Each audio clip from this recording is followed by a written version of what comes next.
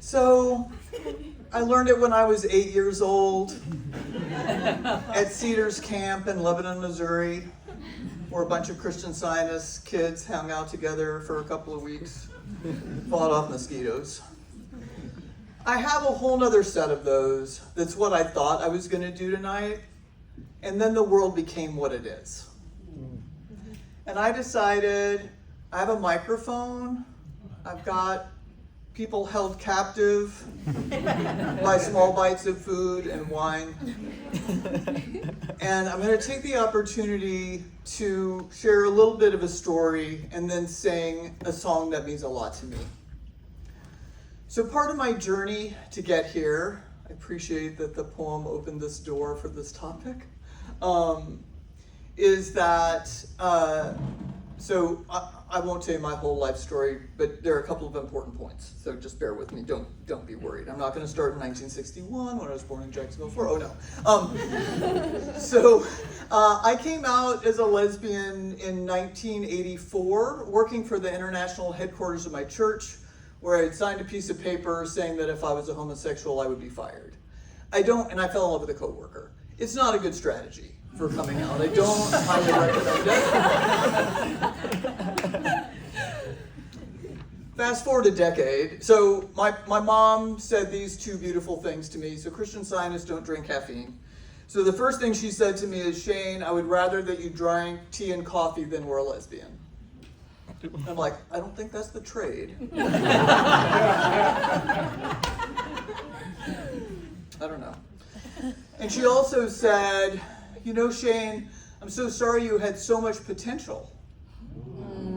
And I was like, my brain didn't fall out of my head. I just gathered some information about myself. So over the next decade, she and I had a lot of conversations. She came a long way to be more accepting. And then I came out around my gender identity in 1994. At the time, we didn't have any of the fun language we have now, so I talked about being somebody who lived in the gender gray. It sounds drab, but it's really fabulous. Spunky gray. And I had to go through a whole nother set of nonsense with my parents. So I was feeling comfortable and confident and proud of who I was. I felt comfortable in my skin for the first time, right? I was wearing long ties at that point. I didn't think I could rock a bow tie. Found out I can.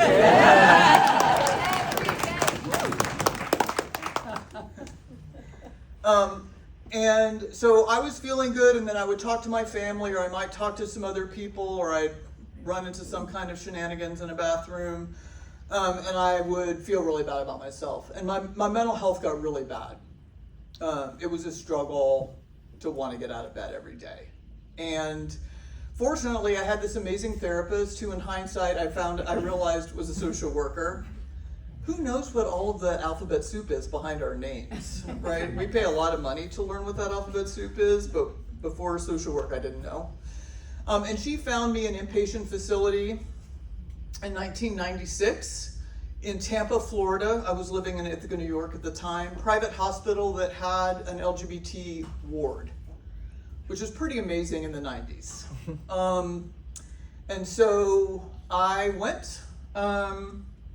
And before then, this is where the song comes in. I feel like Linus, this is like my security blanket. Anybody that tries to snatch it, you're in so much trouble.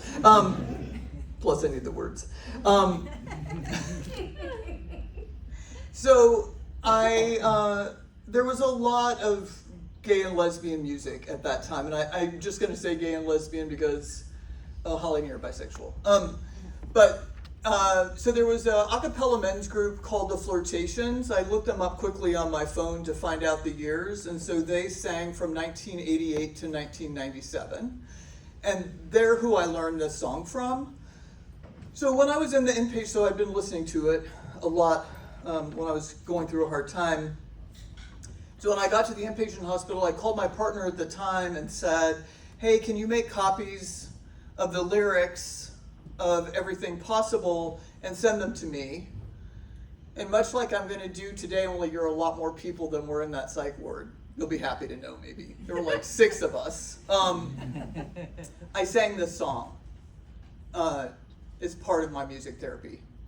And then I had the good fortune to run a peer facilitation program called Peers for Pride at UT, out of the Gender and Sexuality Center, rest in peace. And at the end of the semester, some years I would play the Flirtations version of the song, and some years I would get brave and sing the song. So I'm singing it here today. I don't know how many words are in this song that are not to be spoken.